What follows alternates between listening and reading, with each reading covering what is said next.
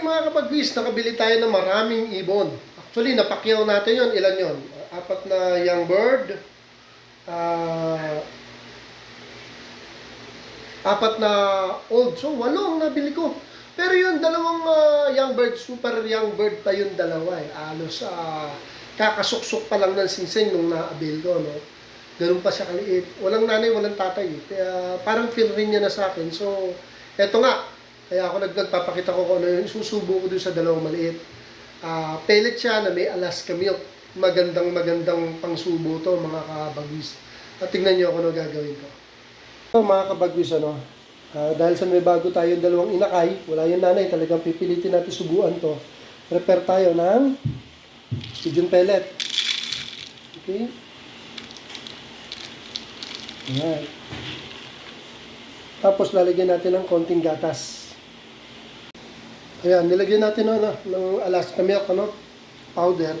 Tsaka medyo maligamgam na tubig para madaling matunaw. Napakasustansya nito para sa mga inakay. Eh, lalo na yun, wala nang mama at papa.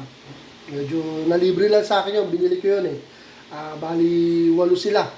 Yung dalawang inakay na yun, walang nanay. Kaya pansubo. So ayan, tutunawin na lang muna natin. Tsaka natin susubo. Okay? Update tayo mga kabagwis. Ito na mga kabagwis, dinagyagan ko ng konting gatas. Medyo kulang no? Actually, ito nga pala yung gagamitin natin pang subo sa ating mga inakay, Yan. Malambot na siya, ready na yan. Okay? Ako, napakasustansya. Maganda talaga to, lalo na sa mga nagsusubo na magulang. Maganda rin tong may gatas. At lalo na yon yung inakay, napakaganda nito. Halika, mga kabagwis Samahan niyo ako, magsusubo ako. Kaya mga kabagwis nila makakakita ng super inakay itong apo ko.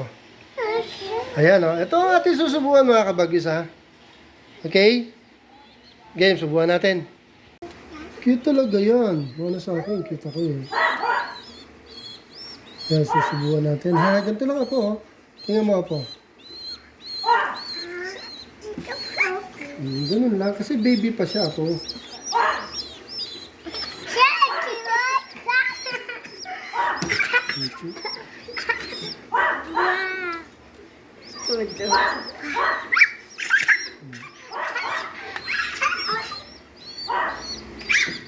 Putulin ko na lang.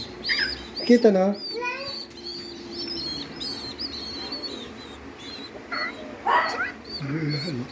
Para gusto patahilian. Kita na? Mabait ang bird. Si Pickles ang salbay sa bird. Mga kabagwis Gatas yan. Solid yan.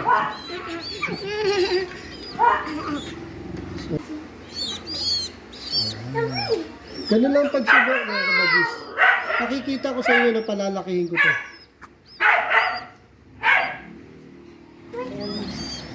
So mga kabagwis, napakasimple magsubo, tingnan ninyo, ang tulin lalaki nito tataba kasi nga may gatas. Napakaganda ng Alaska milk. Kahit sa mga manok, maganda talaga yan. Yung mga gustong paitlogin, magpaitlog ng marami yan. At in-apply ko yung tsuri na yun sa mga kalapati ko. Noon hanggang ngayon. Naglalaki sila ng solid. Okay, mga kabagwis, dito na lang. Update tayo at i-update ko kayo hanggang sa paglaki na itong mga to. Thank you for watching.